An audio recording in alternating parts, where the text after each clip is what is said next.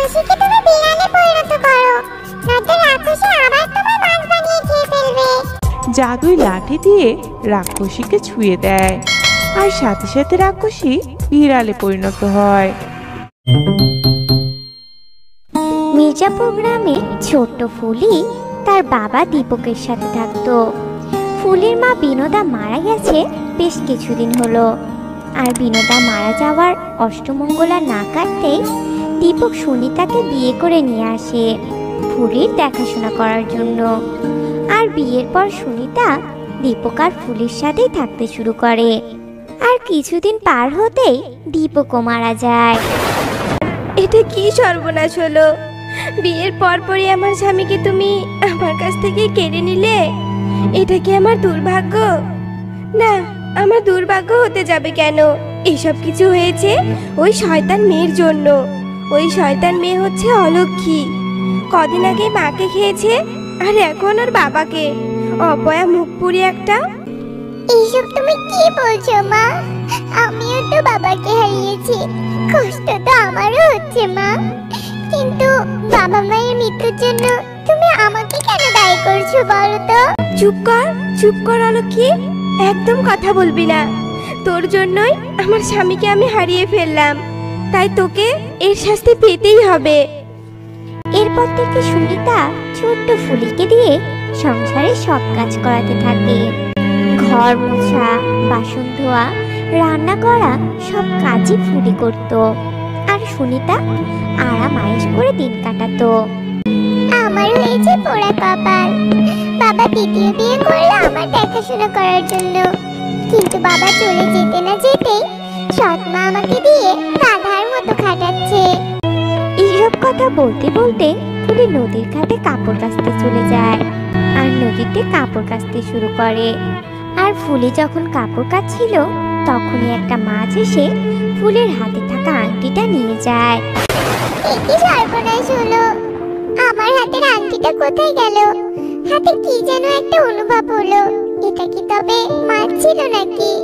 শয়তান মাছ বুঝলো না এটা আমার মায়ের শেষ স্মৃতি। এটা যে আমার মায়ের দেয়া আংটি। আমার মায়ের দেয়া স্মৃতিকে আমি এভাবে হারাতে চাই না। যে করেই হোক ওই আংটি আমি ফিরিয়ে আনবো। এসব কথা বলে ফুলি নদীতে লাফ দেয়, আর নদীর জলের তলায় ফুলি একটা বড় মাছের সাথে দেখা হয়। আর ফুলি মাছকে তার আংটিটা হারানোর ব্যাপারে সব কথা বলে। হয়েছে, আর বলতে হবে না। আমি একটা জাদুই মাছ, আমি সব জানি। আর তোমার ওই আংটি আমি এনেছি যাতে তুমি আমার কাছে আসো, কারণ তোমার সাহায্য যে আমাদের মৎস্যকুলের ভীষণ দরকার। তাই দয়া করে তুমি আমাদের সাহায্য করো, আর আমি তারপর তোমার আংটি তোমায় ফিরিয়ে দেব।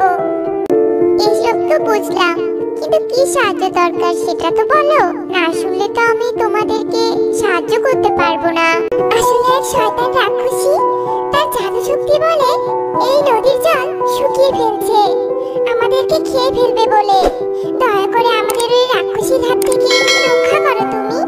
ওই রাক্ষসীকে মেরে ফেলো, অথবা ওর জাদু শক্তি তুমি নষ্ট করে দাও। আচ্ছা, আমি দেখছি কি করা যায়, কিন্তু ওই রাক্ষসী কোথায় থাকে সেটা তো বলো, তবেই তো আমি ওই রাক্ষসীর কাছে যেতে পারবো আর তোমাদের সমস্যার সমাধান করতে পারবো। এরপর মাছ ফুলিকে রাক্ষসীর ঠিকানা বলে দেয়, আর মাছের বলে দেয়া ঠিকানা অনুযায়ী ফুলি রাক্ষসীর গুহায় যায়। আর ঠিক তখনই সে রাক্ষসীর গলার শব্দ শুনতে পায়। আর মাত্র কিছুদিন, তবেই তো নদীর সব জল আমি শুকিয়ে ফেলবো, আর আমি সব মাছ অনায়াসে খেতে পারবো। তখন আর আমাকে জলের তলায় সাঁতরিয়ে সাঁতরিয়ে মাছ ধরে কষ্ট করে খেতে হবে না। এসব কথা শুনে ফুলি লুকিয়ে লুকিয়ে রাক্ষসীর গুহায় ঘুরতে থাকে। আর তখনই ফুলি একটা খাঁচায় বন্দি টিয়াকে দেখতে পায়। কে তুমি? আর তুমি ডাইনির গুহায় কেন এসেছো? এক্ষুনি এখান থেকে চলে যাও, নয়তো বিপদে পড়বে বলে দিলাম। আমি সামান্য একটা পাখি, আর ভুল করে এখানে এসেছিলাম বলে রাক্ষসী আমাকে বন্দি করে রেখেছে। আর তুমি তো মানুষ। টিয়ের ফুলের কথা শেষ হতে না হতেই ফুলে কাঁচার দরজা খুলে দেয় আর টিয়ে পাখি বাইরে বেরিয়ে আসে। অমনি রাক্ষসী সেখানে চলে আসে। রাক্ষসীকে দেখে তো টিয়ে উড়ে যায়। কে রে মেয়ে, তুই আমার গুহায় এসেছিস? কিন্তু তুই তো মানুষ, আমি তো তোকে খাবো না, কারণ আমি তো শুধু মাছ খাই। কিন্তু তুই যখন আমার গুহায় চলে এসেছিস, তো তোকে একটা শাস্তি তো পেতেই হবে। এ কথা বলে রাক্ষসী তার জাদুর লাঠি দিয়ে ফুলিকে স্পর্শ করে আর অমনি ফুলে একটা মাছে পরিণত হয়ে যায়। আর রাক্ষসী তার জাদুর লাঠি ফেলে দিয়ে সেখান থেকে চলে যায়। তারপর টিয়া পাখি আবারও সেখানে আসে। রাক্ষসী তোমাকে মাছ বানিয়ে দিয়েছে, তুমি তো জাদুর মাছ হয়ে গেছো। তবে চিন্তা করো না তুমি, আমি এক্ষুনি তোমার মানুষে পরিণত করে দিচ্ছি। রাক্ষসী তো তার জাদুর লাঠি ভুলে এখানেই ফেলে গেছে। এরপর টিয়ে রাক্ষসীর জাদুর লাঠির সাহায্যে ফুলিকে মাছ থেকে মানুষে পরিণত করে দেয় আর ফুলিকে রাক্ষসীর জাদু লাঠিটা দেয়। আর তখনই রাক্ষসী সেখানে চলে আসে আর ফুলিকে দেখে রাক্ষসী ভীষণ রেগে যায়। এই জাদুর লাঠির সাহায্যে রাক্ষসীকে তুমি বিড়ালে পরিণত করো, নয়তো রাক্ষসী আবার তোমার মাছ বানিয়ে খেয়ে ফেলবে। জাদুই লাঠি দিয়ে রাক্ষসীকে ছুঁয়ে দেয় আর সাথে সাথে রাক্ষসী বিড়ালে পরিণত হয়। একি, এটা তুই কি করলি আমাকে? তুই আমাকে বিড়াল বানিয়ে দিলি কেন? আমি তো আমার সব জাদু শক্তি এখন হারিয়ে ফেললাম। এক্ষুনি আমায় আমার রূপ ফিরিয়ে দে বলছিস? এসব শুনে ফুলি হাসতে থাকে আর রাক্ষসীকে রেখে ফুলি জাদুর লাঠি নিয়ে সেই মাছের কাছে যায় আর রাক্ষসীর বিড়াল হয়ে জাদু শক্তি হারানোর ব্যাপারে সব কথা খুলে বলে। আর রাক্ষসীর জাদুর লাঠিটা মাছকে দেয়। আর এসব শুনে মাছ ফুলের আংটির সাথে সাথে এক থলে স্বর্ণ মুদ্রাও দেয়।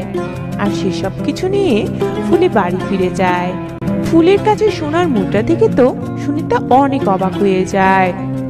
একি, তুই কাপড় কাচতে গেলি কিন্তু সোনার মুদ্রা নিয়ে ফিরলি, ঘটনাটা কি বলতো আমাকে?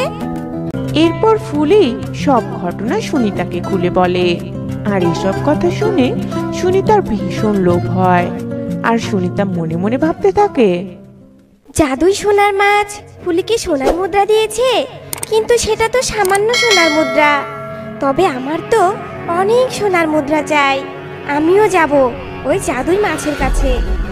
এরপর সুনিতা তার ভাবনা মতোই ওই মাছের কাছে যায় আর মাছের কাছে অনেক সোনার মুদ্রা চায়। সুনিতার এমন লোভ দেখে জাদুই মাছ রাক্ষসীর লাঠির সাহায্যে সুনিতাকে ইঁদুরে পরিণত করে দেয়। অনেক লোভ তোর, তাই না? আমার কাছে এসেছিস অনেক সোনার মুদ্রা চাইতে। থাক এবার ইঁদুর হয়ে। দয়া করো জাদুর মাছ, আমাকে এমন শাস্তি দিও না তুমি।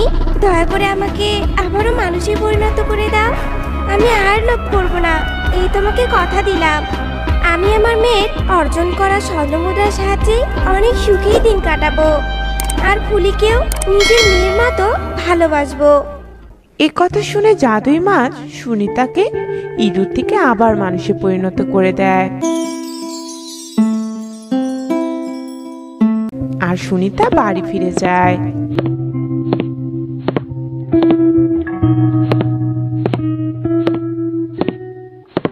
হ্যালো প্রিয় বন্ধুরা, তোমরা সবাই কেমন আছো? আশা করি অনেক ভালো আছো। তো আজকের গল্পটি তোমাদের কাছে কেমন লেগেছে তা কমেন্ট করতে একদম ভুলো না। আর এরকম তুমি যদি নিত্য নতুন মজার কার্টুন গল্প দেখতে চাও তাহলে প্লিজ আমাদের চ্যানেলটি সাবস্ক্রাইব করে দাও এক্ষুনি। আর ভিডিওটি ভালো লাগলে একটি লাইক দাও।